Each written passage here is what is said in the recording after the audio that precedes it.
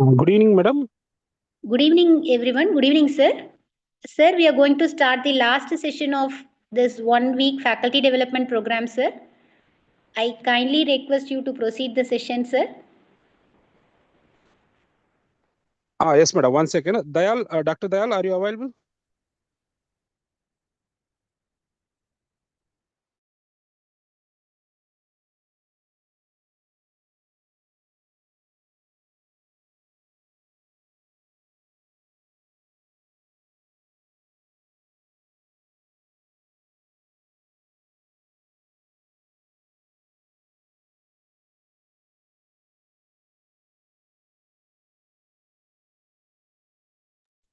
Sir?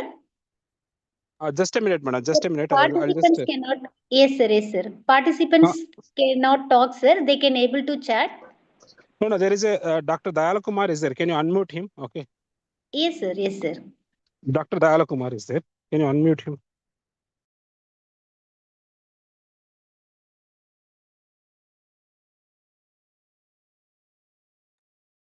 Sir, we did it, sir. Yeah. Dayal, are you able to hear me? Yes, sir. I can. Can you able to hear me? Yeah. You can. Can you Yes, sir. share the presentation? Okay.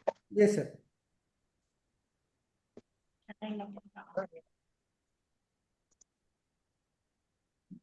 Share screen.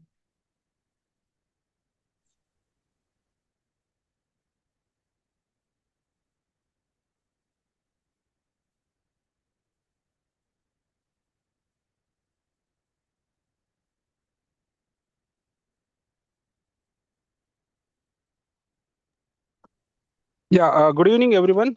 I hope you can able to hear me. You can see my presentation. Yes, sir. Your presentation is clearly visible, sir, and we can hear your voice, sir. Thank you, sir. Yeah. And if you told you want to take snapshot, now you can also consider if you want. Okay. Yes, sir. Please, sir.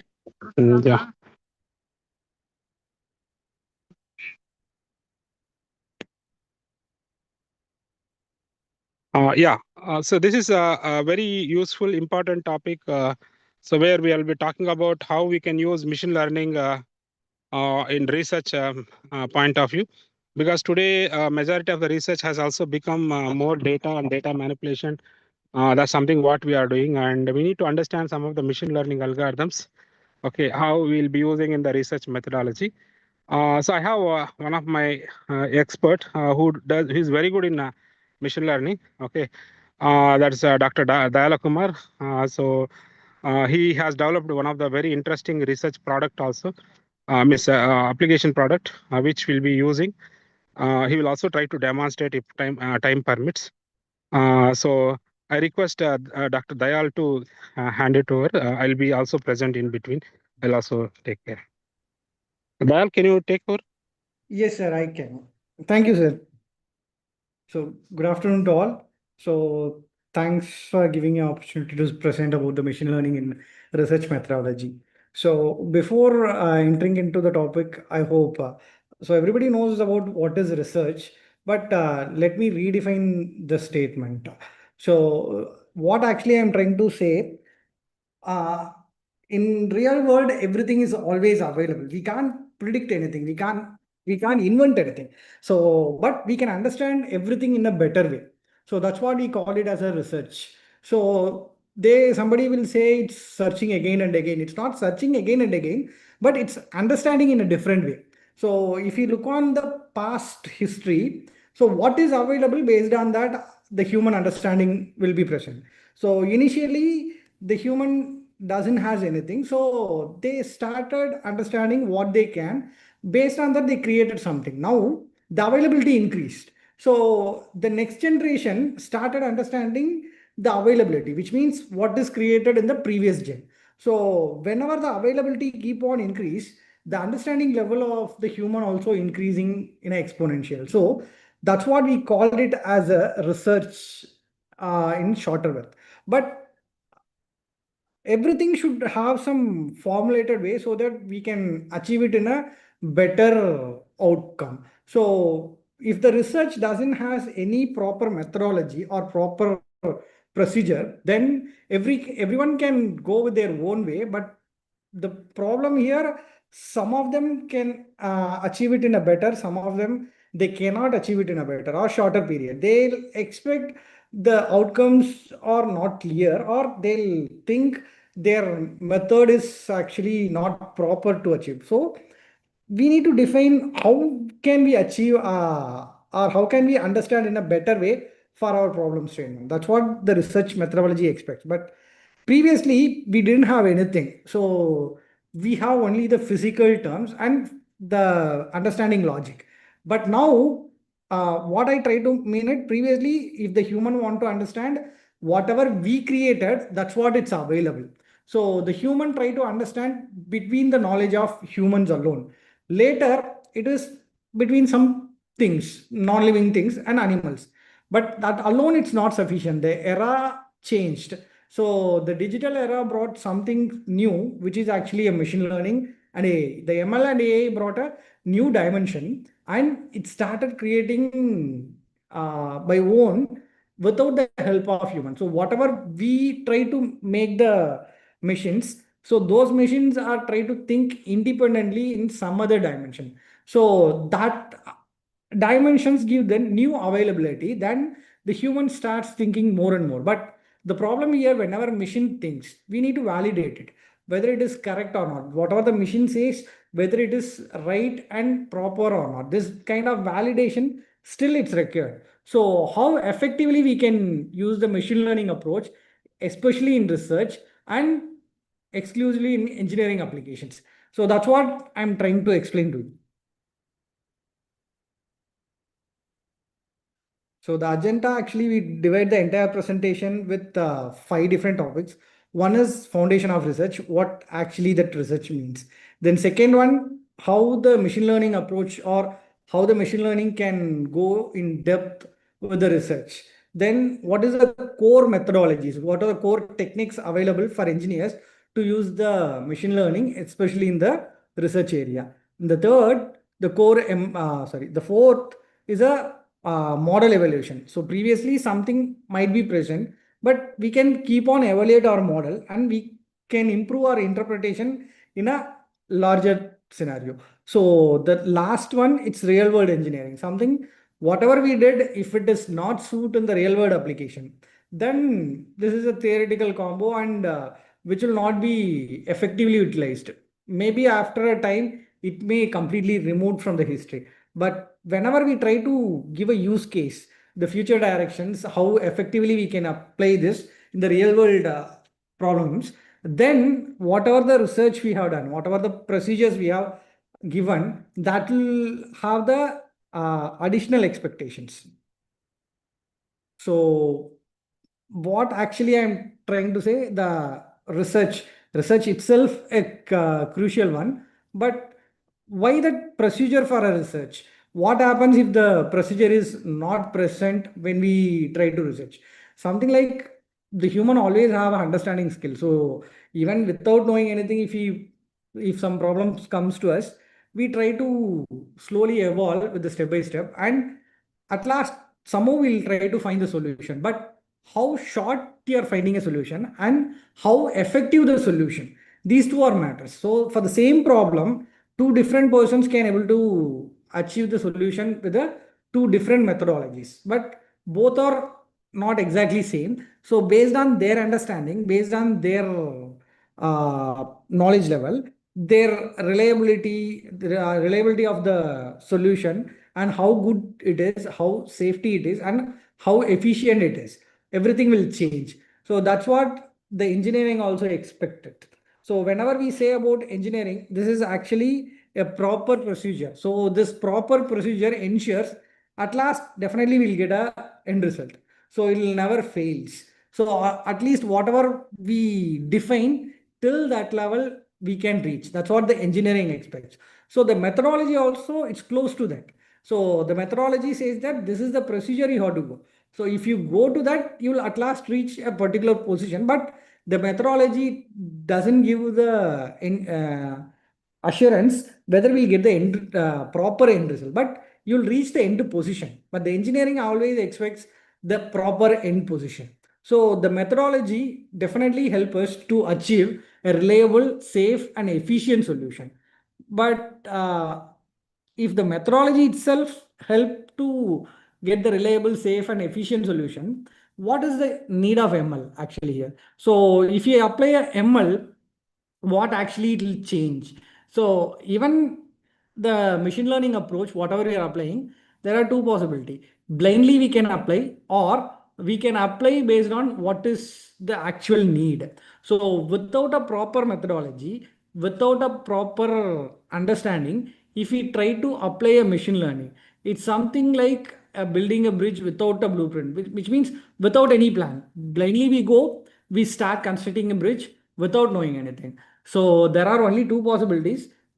The bridge may complete with a successful end result, or maximum time the bridge may complete, but the bridge strength or the bridge carrying capacity and how good it is, whether it will collapse or not, all these things, whether it has any problems inside it. So nothing will be decided. So how good it is and when it will get failure, all these things doesn't define properly. So the ML without a proper methodology, it's actually unsafe. So what actually we need? We need a formal methodology. So first we need to validate our thing. So the model accuracy, whether it is enough to solve the problem or enough to solve the intended problem.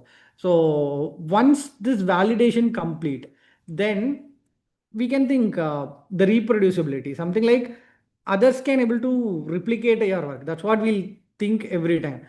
Definitely, nothing can be replicated, or sorry, nothing. Uh, we can't say that nothing can be replicated as exact, because we can do it. That's what the research also help for us. So if something is there and something is already proven in the market, then it's definitely we can able to rebuild it. But what is the difference when you rebuild it? So some kind of USP, some kind of specific change will always present. The 100% reproducibility is not always possible, but the functionality still presents. But so the objective is how good we are to understand the research or understand the solution. So that's what matters. So here the ML always look for some kind of objective part. So we call that one as a decisions. So the decisions are nothing but it's purely based on the data and the intuitions. So the data and intuitions, in the sense data and probability. So always whenever we say about machine learning, it's always based on the probability. So how better it is. We say about this is 99% accurate, which means still 1% of probability for the failure. So how good it is. The intuition says that 99% it is a success rate. 99% it's almost equal to the solution. So the whatever we are saying, it's purely based on the data which we gave. What happens if the data is not proper or data is incomplete to take a decision? Then the solution, whatever it provides, still it will not be suit, because even it says about 99% accurate, 99% proper answer, but the data is improper. So the end result, whatever it give, it it is questionable. So the objective is to give the proper data and get the proper intuition. So can we able to trust completely? Actually, we can say that it's a mystery box, a kind of black box. So we don't know what is actually present inside it. So the mystery box many times will give you a better solution. Sometimes it may not. So whenever we say about this trust, it's based on how good or how effective we analyze the problem, how proper we applied the ML. So the formal methodology to make or to apply in a research problem, it's crucial one.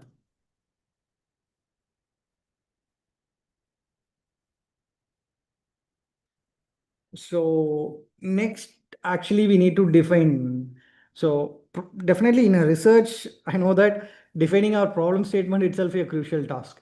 So we need to make others to understand this is actually the problem statement and this is valid. This is really giving a problem and I can able to solve, and the solution is this. If we go in this direction, definitely a better solution can be achieved. So defining a research problem or the solution itself a bigger task.